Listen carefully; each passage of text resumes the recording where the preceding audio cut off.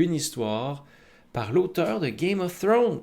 Mila Jovovich et son mari, le réalisateur de Resident Evil, toute l'espèce de série Resident Evil qui a viré en série B, C, D, qui s'assumait pleinement avec des rebondissements improbables et s'éloignait de plus en plus du matériel source, Paul W.S. Anderson. À ne pas confondre avec Paul Thomas Anderson, ni Wes Anderson. Une autre vibe, un autre objectif aussi. Par contre, il a fait Event Horizon.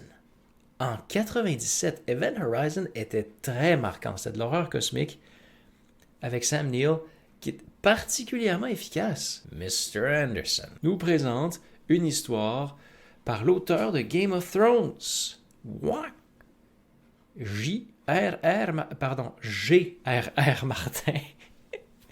À ne pas confondre avec Tolkien. Je sais qu'il n'a pas juste écrit Game of Thrones, il a écrit Night Flyers aussi. C'était un truc qui était apparu sur Netflix et j'avais vraiment beaucoup aimé. C'était un truc de l'espace.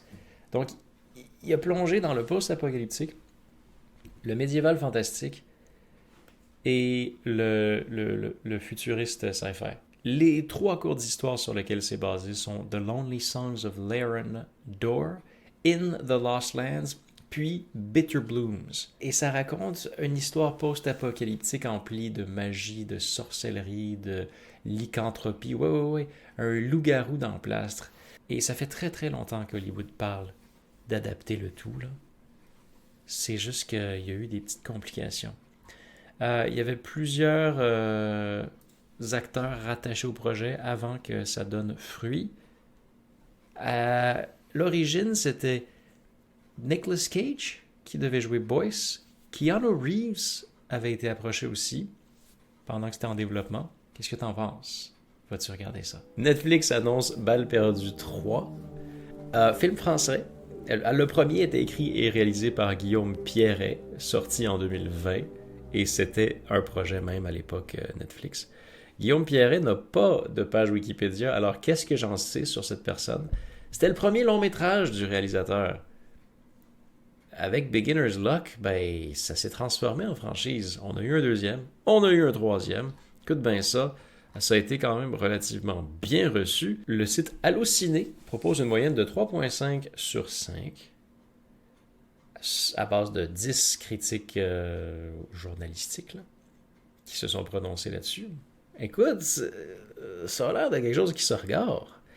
Christophe Caron du Quotidien de La Voix du Nord nous a décrit le film comme un condensé d'adrénaline avec des bastons bien vénères et des cascades à l'ancienne qui sentent la sueur et l'huile de vidange. Hot dog! Ça donne le goût de se donner le goût.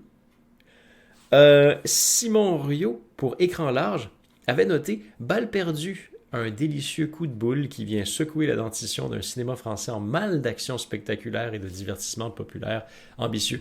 Moi, ce que j'entends, là, sans avoir vu la moindre minute, ni bande-annonce, ni même capture d'écran, c'est Taxi.